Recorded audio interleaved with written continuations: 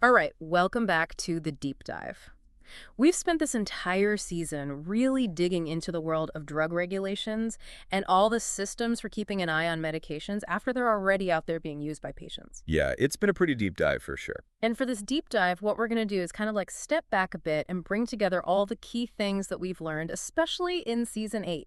You know, those big overarching insights about regulations, about post-market surveillance, and how all of that connects with the always evolving challenges of making sure drug quality is top-notch. Exactly. Think of it as like, connecting the dots. Hmm. We want to look at how the regulations themselves, the monitoring systems, all of that, how it's designed to tackle those real-world issues of ensuring that the medicines we all rely on are both high quality and, of course, safe for everyone who uses them. Yeah, because at the end of the day, that's really what it's all about. Absolutely. And to do that, we'll be drawing on conversations, examples, all that good stuff from across Season 8. We'll touch on some of the major guidelines like the Code of Federal Regulations, Title 21. We've mentioned that a few times. CFR. Right, the CFR. And we'll also be revisiting those key principles from all those important industry handbooks, the ones about good manufacturing practices, GMP. Oh, yeah, GMP. We've talked a lot about GMP. Yeah, for sure. And the whole process of validation, and then the complexities of drug development itself. So it's a lot of ground to cover, but it'll help paint that bigger picture. Okay, so for you listening, think of this deep dive as like a fast track to understanding the big themes. You know, those major takeaways about how drugs are regulated, what happens after they're approved. And this is what we call post-market safety, and how all of this ties into the constant work of maintaining and improving drug quality in the pharmaceutical industry. That's a good way to put it. So let's jump right in. I'm really curious about this whole idea of monitoring drugs after they reach patients. How does that actually connect with all the efforts to achieve those high quality standards we aim for right from the start? I'm talking about during the development, during manufacturing, all of that. That's a really important point. You see, post-market surveillance, it's not just an afterthought. It actually creates this vital feedback loop. It's mandated by regulatory bodies, and it's essential for catching quality issues that might have slipped through the cracks, even after all that rigorous pre-market testing. We've touched on this throughout the season in various ways, but a prime example is the whole system of adverse event reporting. So doctors, patients, they report any negative effects that pop up that weren't really expected, that weren't really predicted. Makes sense, catching those unexpected problems. Exactly. And, if you remember from our D5 in Season 3 on drug interactions, and this is pretty striking, the FDA's own reports showed this huge jump in post-marketing adverse events between 1995 and 2004 that really highlights that just because a drug gets approved, it doesn't mean we fully understand everything about how it'll behave out there in the real world. So it's like the learning process continues even after a drug is on the market, and the FDA plays a critical role in watching over all of that. Right, absolutely. They're the watchdogs. Right. And like we talked about in season 5, the company that makes the drug, the sponsor, they have this clear responsibility to report any safety concerns. So they're part of that feedback loop too. For sure. They're on the front lines. Okay, so we've got this surveillance system, we've got the sponsors, and we've got the FDA all working to ensure things are running smoothly. But how does all of this tie back into good manufacturing practices, GMP, those like ground rules for making drugs that we've explored quite a bit across several seasons? I'm thinking specifically about things like the ICHQ7 principles we looked at in season 6, right? That was all about the guidelines for GMP. And then there's the specifics of rework procedures from season 5 and preventing contamination, which we covered in season 8, actually, referencing the CFR. Okay, so if we take a step back and connect all of these pieces, what we see is that sticking to those strict quality standards throughout the entire manufacturing process, that's like the most fundamental step towards ensuring safety once the drug is actually being used by patients. Think of it this way. If there are inconsistencies in how the drug is made, right? Maybe from batch to batch, there's some variation. Or if any unwanted substances find their way into the product, that's what we mean by contamination. Or let's say batches that don't meet the exact specifications need to be fixed or adjusted. That's what we call rework. Now, if any of these processes aren't handled super carefully, documented meticulously, all of which are key points in those GMP guidelines like ICHQ7, Though what happens is that those initial quality problems can directly snowball into safety issues for patients down the road. So it's like a ripple effect. The quality built into the product from the very start, that's what really minimizes the chances of running into problems that the post-market surveillance is then trying to catch. Exactly. It's about prevention as much as it is about detection. Okay, so it's all connected. The regulations, the surveillance, they were like a safety net, right? Catching anything related to quality or safety that maybe wasn't so obvious during the development and production phases. That's a great analogy. A safety net. Now, I know you mentioned earlier some cases from season 3 where certain drugs were actually taken off the market because of metabolic drug interactions. Can you remind us about some of those specific drugs? And more importantly, what did we learn about this connection between quality and safety from those situations? Yeah, absolutely. So those withdrawals, they provide some pretty stark lessons. We're talking about drugs like terfenadine, estemazole, cisapride, mibafidil, servastatin. Those were all pulled from the U.S. market between 1997 and 2002. Wow, a whole bunch of them. Yeah. And the thing is, many of these withdrawals were directly related to how these drugs were metabolized in the body, how they're broken down, and how that process could be significantly altered by other drugs a patient might be taking at the same time. So, for instance, terfenadine, estemazole, and cisapride, they were all found to be metabolized by a very specific enzyme in the liver. It's called CYP3A4. It's kind of a big deal because it plays a key role in how our bodies process many, many medications. Now, when another drug came along and inhibited or blocked this enzyme, it actually caused the levels of those first drugs, the terfenadine and the estemazole, to increase in the patient's system, and that led to some pretty serious problems. Oh, I see. So it's like a cascade of events. One drug messes with the enzyme, the other drug builds up, and then things go wrong. Yeah, precisely. And in some cases, those problems were pretty severe, potentially fatal heart rhythm abnormalities, specifically what's called QT prolongation, or even more serious arrhythmias in some individuals. So it wasn't necessarily that the drug itself was inherently flawed in terms of its quality when it was first manufactured, but rather it was this unforeseen interaction with other medications that revealed a significant safety risk once it was already being used by lots and lots of people. It really highlights how incredibly complex the human body is and how difficult it can be to predict every single interaction that might happen during the drug development process. You hit the nail on the head. It's like trying to solve a giant puzzle, but you don't have all the pieces. And sometimes you don't even know what the picture is supposed to look like. Exactly. In these cases, those withdrawals, they really drove home the importance of doing very thorough pre-market studies, specifically focused on those potential drug interactions. It's about understanding how a new drug might affect those key metabolic enzymes in the liver, either by blocking them, like we saw with those examples, or even by making them work faster, which can also have implications. So it's all about building that essential knowledge base before the drug becomes widely available to patients. So it's all about anticipating those potential problems as much as possible. Proactive rather than reactive. Now, you also mentioned earlier the potential impact of variability in the quality of the API, the active pharmaceutical ingredient. That's like the heart of the drug, the part that actually has the intended effect. Right. We touched on this back in season 2 when we were talking about, the early stages of drug development and the whole issue of how well a tablet dissolves.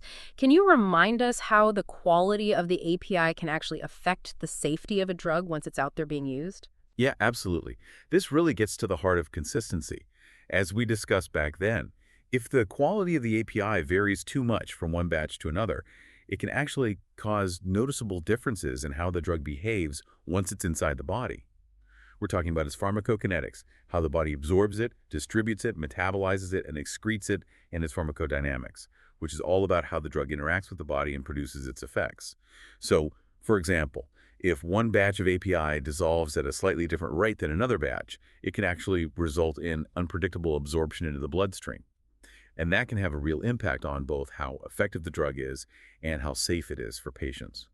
So those early dissolution measurements we talked about, those are really crucial for catching those potential issues that originate right there with the API. So it's like ensuring that the foundation is solid. If you start with inconsistencies in the raw material, it can have these knock-on effects down the line. Exactly. It's like building a house on shaky ground. Oh. Now, shifting gears a bit, I remember we talked quite a bit about regulatory concerns surrounding something called QT prolongation. I know we mentioned terfenadine in that context, and we also revisited this issue in season 6.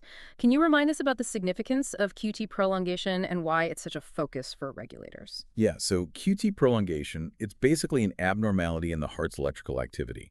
And the thing is, it can sometimes lead to a very dangerous, even fatal heart rhythm problem called torsades de pointes, or TDP for short. And the case of terfenadine, which we've talked about, really brought this risk into sharp focus. As we explored in our Season 3 deep dive on safety pharmacology, and then again in our discussion of those cardiovascular safety studies in Season 6, there are now very specific non-clinical testing strategies that are outlined in the International Council for Harmonization's guideline, S7B, or ICH S7B for short. A lot of acronyms. I know, right? It's the language of the industry. But the key takeaway here is that this guideline requires some very rigorous testing, both in the lab and in living organisms, to really investigate a drug's potential to, interfere with the heart's electrical signals and therefore potentially cause this arrhythmia risk. So this preclinical evaluation, it's a crucial step in protecting patients after the drug is approved because it allows us to identify and hopefully mitigate this very specific safety concern pretty early on in the development process. So it's another example of how a post-market safety issue with one particular drug can lead to, significant changes and much stricter testing requirements for all future drug development. It's like learning from those past experiences and making sure we're doing everything we can to prevent similar problems in the future. Absolutely. It's about continuous improvement and learning from our mistakes. Now, I know we also talked about this concept of reworking batches in Season 5. It might sound kind of strange, but under certain conditions, it's actually allowed. Can you walk us through how this practice relates to maintaining quality and ensuring safety once a drug is already out there? Yeah, so reworking batches, it basically means taking a batch of the drug product that doesn't quite meet those required specifications and reprocessing it in some way to try to bring it up to standard. Now, it's important to emphasize that this is only permitted under very specific conditions, and there's a lot of oversight involved. It's not just a matter of, sweeping a problem under the rug. As we discussed, you absolutely have to do a thorough investigation into why that batch didn't meet those specifications in the first place. You have to figure out what went wrong. And then you have to very carefully evaluate all the potential risks associated with actually doing the rework procedure. And the procedure itself, that has to be super clearly defined, and it needs to be formally approved by the quality control unit. So there's a whole chain of command involved. Lots of checks and balances. For sure. But most importantly, it has to be scientifically demonstrated, often through additional testing, including stability studies, that the reworked product is actually equivalent in quality to a batch that was produced using the original flawless process. And it has to meet all those predefined specifications. So you're not just trying to fix it, you're trying to prove that the fix doesn't introduce any new problems. So it's all about ensuring that the final quality and therefore the safety profile of the drug is not compromised in any way, even if a batch needed some correction along the way. Exactly. And another really crucial part of this is that meticulous records of the entire rework process, every single step, they're absolutely mandatory. That's all about ensuring complete traceability and accountability. You need to know exactly what was done, why it was done, and what the results were. Okay, so it's definitely not just about fixing a mistake and moving on. It's about providing clear, documented proof that the fix didn't introduce any new quality or safety concerns. Absolutely. Transparency is key. Now let's switch gears a little bit and talk about some of the big picture lessons we've learned from those significant shifts that have happened within the pharmaceutical industry over the years. I remember we talked in Season 3 about the increased emphasis on predicting how a drug will behave in the body, its pharmacokinetics, even in those early preclinical stages of development. How has this increased focus actually impacted drug safety in the long run? That's a great question. And, what's really striking is how the main reasons for clinical trials failing have actually changed over time. If you go back to the late 1980s, early 1990s, poor pharmacokinetic properties were a huge problem. That basically means the drug wasn't being absorbed well or it was being metabolized too quickly, things like that. And that was a major reason why drugs weren't making it through clinical testing. But thanks to, huge advancements in developing those preclinical tools and techniques, the ones that allow us to predict how a drug will behave in the human body, how it's absorbed, distributed, metabolized, and excreted, we've seen a remarkable improvement in this area. Now, of course, lack of efficacy, unexpected safety issues, those are still major reasons why trials fail.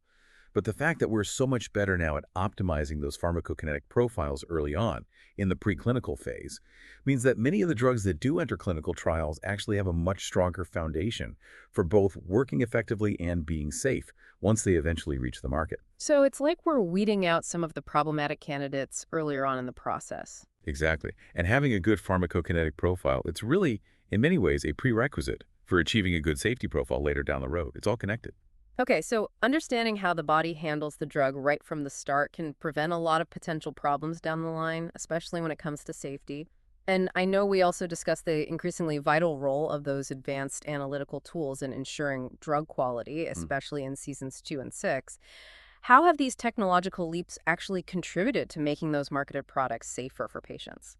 The progress in analytical techniques, it's been mind-blowing, really. Hmm. We have tools now that can detect and accurately measure even the tiniest amounts of impurities in both drug substances and drug products, and we could do it with incredible precision. And as we discussed when we were talking about nuclear magnetic resonance or NMR and impurity analysis back in seasons 2 and 6, regulatory authorities today, they expect a much, much more comprehensive understanding of a drug substance's impurity profile than they did in the past.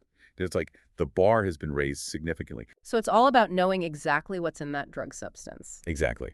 And alongside those advancements in analytical techniques, we've also seen huge improvements in the purification processes that manufacturers use. So now they're able to produce these incredibly pure bulk drug substances. And when you combine that more thorough understanding of potential impurities with the use of these much purer starting materials, it directly translates to safer products on the market. It significantly reduces the risk of those unexpected side effects that could be caused by unknown or unquantified substances. So it's like we're refining the process at every stage. Precisely. Now, one last area I want to touch on is the evolving role of artificial intelligence in healthcare. We talked about this a bit in our deep dives in seasons 2 and 3. What are some of the unique challenges that AI brings to the table, especially for post-market surveillance? And what are some of the regulatory considerations when we're talking about AI-based medical devices and interventions? Oh, this is a fascinating area, and it's changing so rapidly. As AI becomes more and more integrated into different aspects of healthcare, whether it's those sophisticated diagnostic tools or those super advanced surgical robots, it brings this whole new set of challenges for post-market surveillance. And some of the key concerns revolve around the quality of the data that these AI systems are trained on. If the data is biased or incomplete, the AI's output will be flawed. Then there's the potential for inherent biases within the algorithms themselves. And then, of course, there's the whole issue of ensuring the ongoing safety and security of these AI-driven systems as they're being used in real-world clinical settings. We don't want them making decisions that could harm patients. It's a lot to consider. It really is. Yeah. And as we've talked about before, sometimes the proprietary nature of some AI algorithms and just their sheer complexity can make it really difficult to fully understand exactly how they're arriving at their decisions. It's like a black box. So regulatory bodies around the world are working hard to adapt existing regulatory frameworks and develop new approaches to really address these unique challenges posed by AI. And some of the big areas of focus are things like data governance, algorithmic transparency, and continuous monitoring of how those AI systems are performing out there in the real world. We need to make sure they're doing what they're supposed to be doing. It definitely sounds like a whole new frontier in the ongoing quest to ensure the safety and effectiveness of medical interventions. It's a brave new world out there. So looking ahead, what are some of those emerging analytical approaches that you think are going to be especially influential in shaping drug safety, regulatory compliance, and those global regulatory strategies in the years to come? Ooh, there are some really cool things on the horizon. One of the key approaches is process analytical technology, or PT, which we introduced back in season 7. And what PT does is it allows for real-time monitoring of those critical quality attributes during the actual manufacturing process. So instead of just testing the final product, you're constantly checking things along the way, making sure everything's on track. So it's like building quality control right into the manufacturing process itself. Exactly. It's about proactive monitoring, continuous adjustment, and by using various analytical tools to measure those key quality parameters throughout the whole production run, PT can really help to ensure consistent product quality and minimize the risk of those post-market issues that we've been talking about. It's all about keeping the whole process running smoothly within that established design space, as outlined in the International Council for Harmonization's Guideline Q8, or ICH Q8 for short. Another acronym. I know. But the takeaway is that it's about building quality in from the ground up, not just checking it at the very end. It sounds like a much more robust approach. Definitely. And we're also seeing incredible advancements and broader applications of those really sophisticated analytical techniques Mm. like liquid chromatography, atmospheric pressure, chemical ionization mass spectrometry, or LC-ARC-MS, and atmospheric pressure photoionization mass spectrometry, or APPIMS. We talked about both of those back in seasons 2 and 6. And these are just incredibly powerful tools. They allow us to get this super detailed, comprehensive characterization of drug substances and any impurities they might contain. And that deeper understanding really helps us to create much more accurate safety profiles and ensures that we're meeting those increasingly stringent regulatory expectations around the world. So it's like having a super-powered magnifying glass to examine every nook and cranny of a drug substance. That's a good analogy. And then on top of all of that, we're seeing the fundamental principles of quality by design, or QBD, Right. really influencing the way clinical trials themselves are conducted. We went deep into QBD back in season 7. Yeah, QBD is all about building quality into the design from the get-go. Exactly. And now we're seeing those principles being applied to the clinical trial process itself. So researchers are using these really robust statistical methods within a QBD framework to optimize the design of clinical trials, to better control variability in the data they're collecting, and ultimately to just enhance the reliability and the interpretability of those trial results. So it's a much more data-driven, proactive approach that leads to a more thorough and trustworthy understanding of a drug's safety and efficacy profile. And that knowledge is crucial not just before the drug gets approved, but it also provides a much stronger foundation for all that ongoing post-market monitoring and those risk management strategies that we've been talking about. So it's like taking a holistic view, applying those quality principles across the entire life cycle of a drug, from its initial design all the way through to how it's used in patients. Exactly. It's a life cycle approach to quality. And finally, I know we've had some interesting conversations about the emergence of continuous manufacturing in the pharmaceutical industry, especially back in our deep dive in season 6. Can you talk a bit about how the shift in manufacturing technology might impact drug quality and safety down the road? Oh, continuous manufacturing. It's got the potential to be a real game changer for the industry. It's a whole different way of thinking about how we make drugs.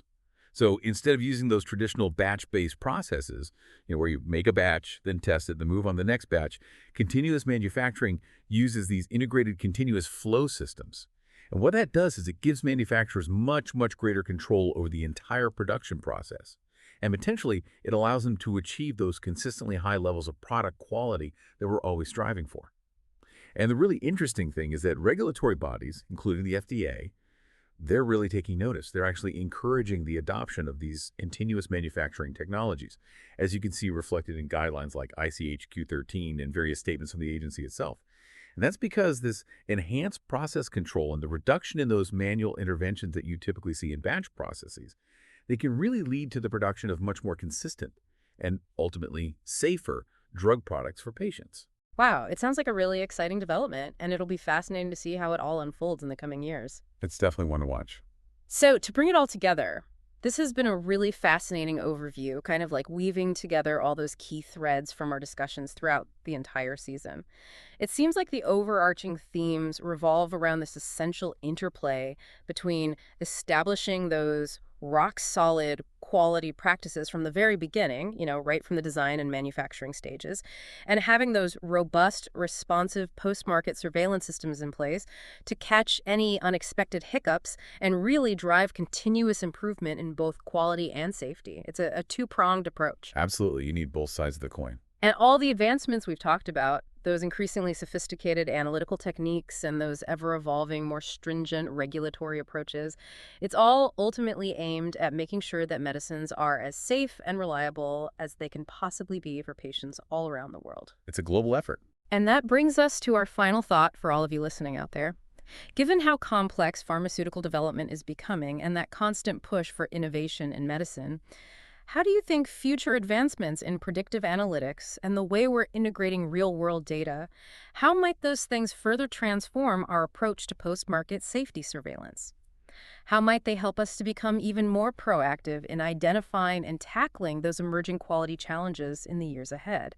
It's a big question, but it's one worth pondering. For sure. And if you're interested in exploring any of these topics further, we encourage you to revisit any of our Season 8 deep dives that particularly piqued your interest. And of course, those regulatory guidelines we've mentioned, like the CFR and the ICH documents, those are always great resources if you want to really delve into the nitty-gritty details. Absolutely. Knowledge is power. Well, that brings us to the end of our Season 8 recap deep dive. Thanks for joining us on this journey. It's been a pleasure. And we'll catch you next time on the Deep Dive.